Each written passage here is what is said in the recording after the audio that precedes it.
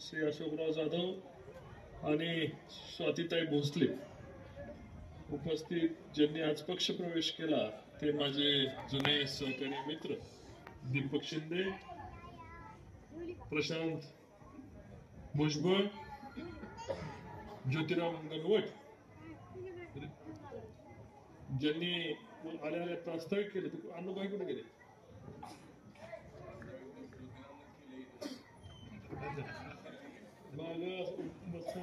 उपस्थित असणारे दादांना बघितलं होतं, धनंजय दादा, अमोल, ग्रामपंचायत सदस्य अमोल.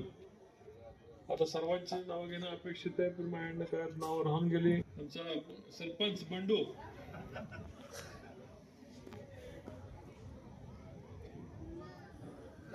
जसं संशयदादा म्हणाले त्या पद्धतीने नदीच्या पलीकडचा हा भाग, पण कधीही शहराचा दर्जा या भागाला प्राप्त झाला नाही. अनुप शाह, रियाजभाई हे दोघंही प्रामाणिकपणे या भागामध्ये प्रयत्न करतात. ज्योतिरामनी या भागामध्ये प्रयत्न करतात. आता दीपक शिंदे या जोडीला आलेले आहेत. रस्ते आपण मोठ्या प्रमाणात नगरपालिका नसताना जयकुमार या भागामध्ये रस्ते केले, मोठ्या प्रमाणावर रस्ते केले, मोठ्या प्रमाणावर सुविधा देण्याचा प्रयत्न केला. पण सत्ता नसताना आपण या ठिकाणी देण्याचा प्रयत्न केला. ज्यांच्या हातात 35 वर्ष सत्ता आहे, 35 वर्ष म्हणतात कशाला? एक मुलगा जन्माला येतो त्यालाही मुलं होतात, त्याला 35 वर्ष म्हणतात. बरोबर आहे ना? एकदम बरोबर आहे. मला या ठिकाणी ज्या माझ्या इथं माझ्या वडीलधाऱ्या मावशी, ताई, आई या ठिकाणी आल्या असतील, त्यावेळेस ज्यावेळेस त्या नांदायला आल्या असतील, त्यानंतर त्यांच्या आता त्या आजी झाल्या असतील भागावरती फलटणमध्ये. कधीही या भागाकडे न फिरकणारे, स्वतः रामराजे कधी फिरकले नाहीत, त्यांच्या घरातलं कधी फिरकलेलं नाही. वाढते भाग लोक कष्ट करतात, त्यांच्या पद्धतीने लोक वाढते, शहर वाढते, कधी बघायला गेलं. शहराच्या समस्या काय आहेत, पाण्याच्या समस्या काय आहेत, प्यायच्या समस्या काय आहेत, सांडपाण्याची समस्या काय आहेत, गटारे काय आहेत, कधी डेंग्यू आला, कधी करोना आला. आपण करोनाच्या वेळेस सुद्धा या भागामध्ये जेवण वेळ आपण चालू ठेवलं होतं. अडचणीला आपण आपलं रुग्णालय स्वतः फुकट चालू केलं आणि लाईफलाईनची बिलं एवढी आली. लोकांना दागदागिने लाईफलाईनची बिलं भरण्याकरता गळ्यातली मणिमंगळसूत्र विकावं लागली. पण आपण त्या ठिकाणी लोकनेते हिंदुराव नाईक निंबाळकरांच्या नावात फुकट रुग्णालय चालू केलं, फुकट लोकांची सेवा करत होतो. फलटण मधल्या 6,000 लोकांना रोज जेवण चालत होतं, 6,000 लोकांना. दिवाळी आली त्यानंतर दिवाळीच्या निमित्ताने आपण किट चालू केले, बंदच केले नाहीत. परत दिवाळीचे किट आले का नाही भागामध्ये? आले ना. ईद असली, ईदचं दूध येतं का नाही भागामध्ये? इलेक्शन पुरतं येतं का कायम चालू येते? मुस्लिम बंधूंना सगळ्यांना दिवाळी घरची आमची येते का नाही? हे प्रेम कायम असावं लागतं. निवडणुकीपुरतं प्रेम असून उपयोग नाही. निवडणुकीपुरतं काही माणसं पुण्याहून आणली जातात. मध्ये गाणं आलतं ना गणपतीला, काय गाणं आलतं? माझ्या पप्पांनी गणपती आणला. आता तसा फलटण मधनं पळून गेलेला पप्पू, या पप्पूला माझ्या पप्पांनी पप्पूला आणलं, असे गाणं फलटण मध्ये चालू आहे. 25 वर्ष 20 वर्षात मी हा नगरसेवक फलटण मधनं काढता पाय घेऊन पळून गेला होता. लोकांच्याशी देणं घेणं नाही, सुखदुःखात नाही, कुणाचं मयत झालंय त्याच्याकडे नाही, कुणाचं लग्न आहे त्याच्यात नाही, कोण अडचणीत त्याच्यात नाही, कोण दुःखात आहे, कोण दवाखान्यात आहे. काम करणारी माणसं सगळी व्यासपीठावर बसलेली आहेत. एक आमचा कार्यकर्ता कुठं काय झालं काय कळलं नाही. म्हणजे काम करणारी माणसं या व्यासपीठावर तुम्हाला दिसतील. मग ते कधी तुम्हाला मला सांगा, बऱ्यापैकी या ठिकाणी मी म्हणतोय सगळ्यांना नसतील आल्या, पण सायकली आल्या. सायकली आपण पदरच्या खिरशीतनं दिल्या. मोठ्या प्रमाणात बांधकाम कामगार भांडी आली असतील. आली का भांडी? आली. यातलं एक तरी काम कधी या ज्यांच्याकडे 35 वर्षाची सत्ता आहे त्यांनी केलं? फक्त मत मागा यायचं, मी राजा आहे. त्या बहादराला एवढं सुद्धा कळणार की जो नगरपालिकेला उभं राहतो तो कधी असं म्हणत नाही मी राजा आहे, मी या होय, मी त्या होय, लोकांचं जनसेवक म्हणतो. पण हा बाबा निवडणुकीला फॉर्म भरतोय म्हणतोय मी फलटणचा राजा आहे. अरे प्रत्येक घरात पोरगा त्याचा राजा असतो. माझ्या घरातल्या पोरी माझ्या राजकन्या आहेत, तुमच्या घरातल्या पोरी तुमच्या राजकन्या आहेत, माझ्या घरातली पोरं माझे राजे आहेत.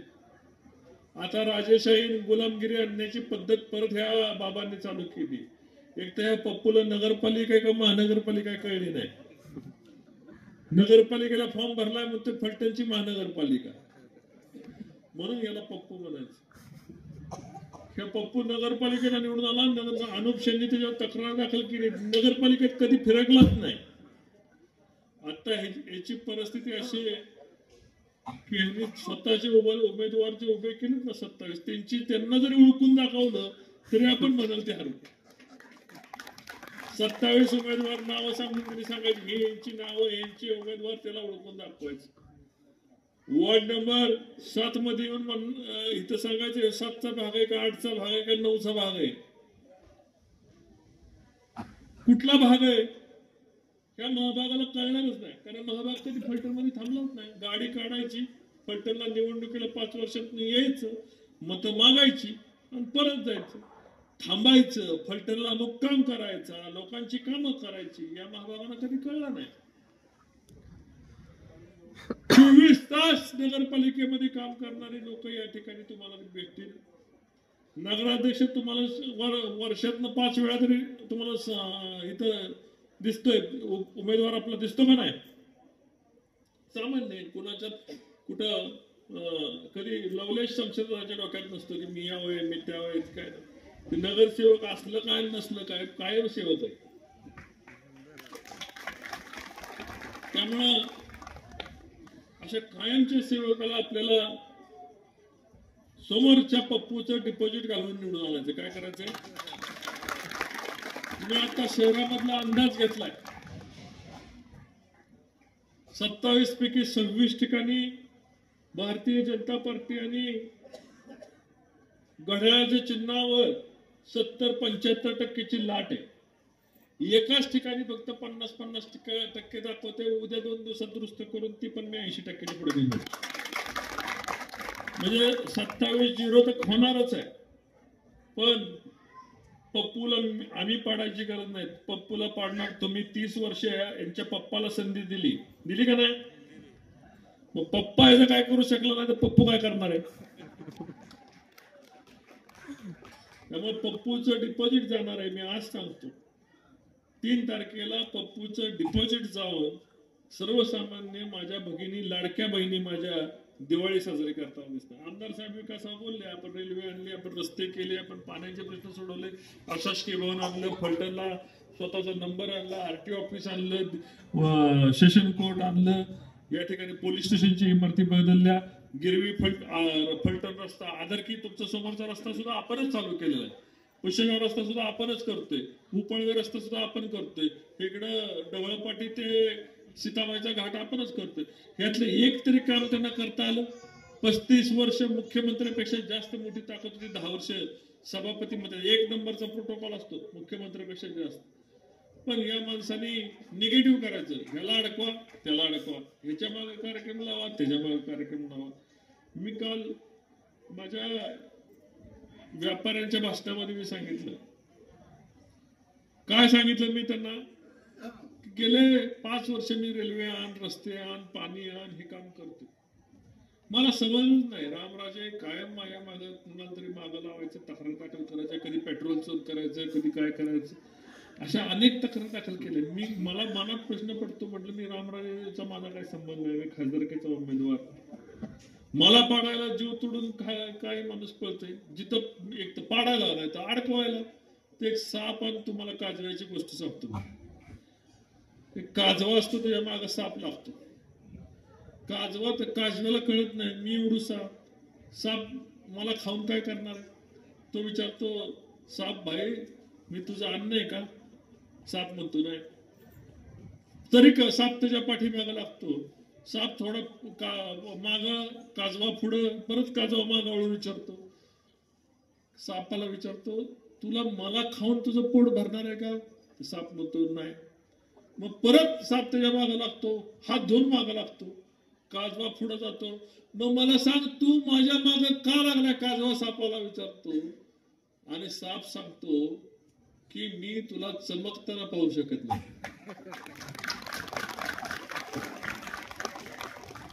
तसं झालंय. मी रामराजेचा प्रतिस्पर्धी नाही. मी रामराजेंचा कधी चांगल्या कामाला आडवा गेलो नाही. माझं करिअर दिल्लीकडं. तरी माझ्या पाठीमागं हात धुवून का लागलेत हेच कळलं नाही मला. मी त्यांचं अन्न नाही, मी त्यांचा भक्ष्य नाही, तरी ह्याला दिसेल तिथं अडकवायचं. लोक वेळीत का? जीव तोडून आपण फलटणसाठी काम करतोय, फलटणची बारामती करायची म्हणतोय, फलटणला सर्व सुविधा आणायची म्हणतोय, फलटणची डेव्हलपमेंट करायची म्हणतोय, ही तुमच्या शेजारून वाहणारी बाणगंगा नदी ही बारमाही वाहती करायची म्हणतोय, लोकांना त्यातलं पिण्यासाठी पाणी उचलायचं तर नीरा देवगरचं पाणी बाणगंगेला जोडायचं म्हणतोय. मी जीवपाड काम करतोय. याचं एवढंच काम 35 वर्षातले 15 वर्ष तर माझ्याच वया घाली. ह्याला कुठं अडकायचं, ह्याला बंद कुठं पाडायचं, ह्याला अडचणीत. त्यापेक्षा ते पप्पू जन्माला घातलाय, माझ्यापेक्षा 2 वर्षाचे पप्पू मोठा आहे.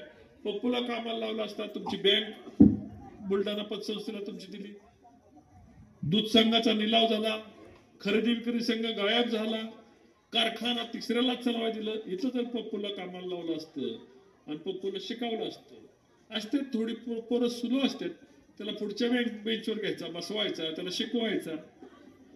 पण ही करणं सोडून माझ्याच पाठीमागा हात धरून लागलं. इकडे जा, तिकडे जा, मोहिते पाटलाला भेट, याला भेट, आणि नुकसान फलटणचं झालं ना मला पाडून. मी थांबलो का? तालुक्याची लोक माझ्याबरोबर आली, फलटण शहर माझ्याबरोबर आलं. 76% मतदान मला मिळालं फलटणचं. किती? आणि आमदार साहेबांना 14%. आमदार निवडून दिला ना, लोकांनी तुमची खुर्ची खेचली. मी खेचली का? तालुक्यातल्या 1.25 लाख लोक माझ्याबरोबर आली आणि तुमची खुर्ची खेचून घेतली. राहिलाय तुमचा गर्व, तो 2 तारखेला फुटल्याशिवाय राहणार नाही. मी करायची गरज नाही. गर्वाचा घर फलटण तालुक्यातली गोर गरीब माझी माऊली बहीण, लाडकी बहीण, ज्यांना आज भारतीय जनता पार्टी आणि अजितदादाच्या ह्याच्याकडून दर महिन्याला अनुदान मिळते, ती यांचं गर्वाचं घर फोडल्याशिवाय राहणार नाही. एवढंच बोलतो आणि माझे 2 शब्द संपवतो. जय हिंद, जय महाराष्ट्र.